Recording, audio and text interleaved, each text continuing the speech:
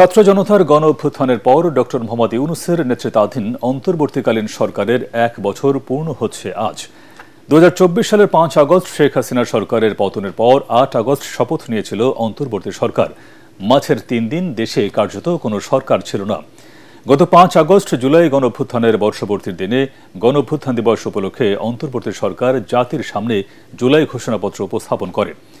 জাতীয় ঐক্যমত্য কমিশনের মাধ্যমে রাজনৈতিক দলগুলোর সঙ্গে দফায় দফায় আলোচনা শেষে জুলাই সনদের খসড়ার কাজও চূড়ান্ত পর্যায়ে।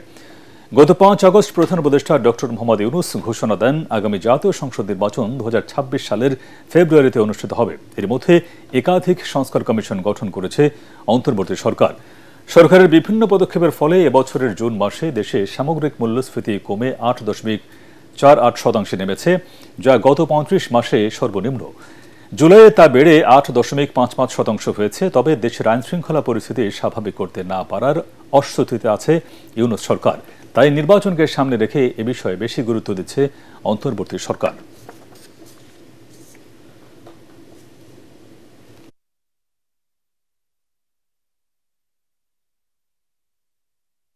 আমাদের সময় আমরা রোজায় খাদ্যদ্রব্য থেকে বলতে অন্যান্য সব কিছুর দাম কমেছে, বাড়েনি।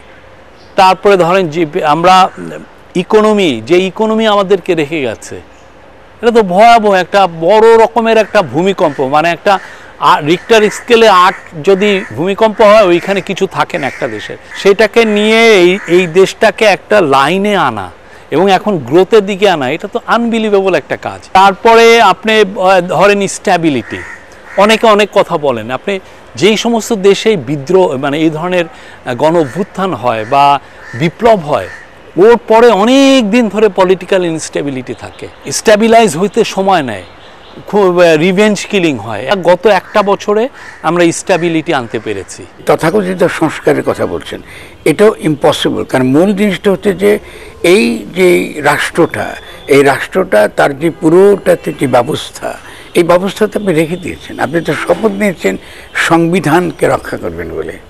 সংবিধানকে রক্ষা করার মানে হলো পুরো ব্যবস্থাকে আপনি টিকিয়ে রেখেছেন। তাহলে এখান থেকে সত্যিকার অর্থে আমার ৮ তারিখে যখন এই শপথটা নেওয়া হলো, তখন থেকে আমি বলেছি যে এটা একটা সাংবিধানিক প্রতিবিপ্লব হয়েছে।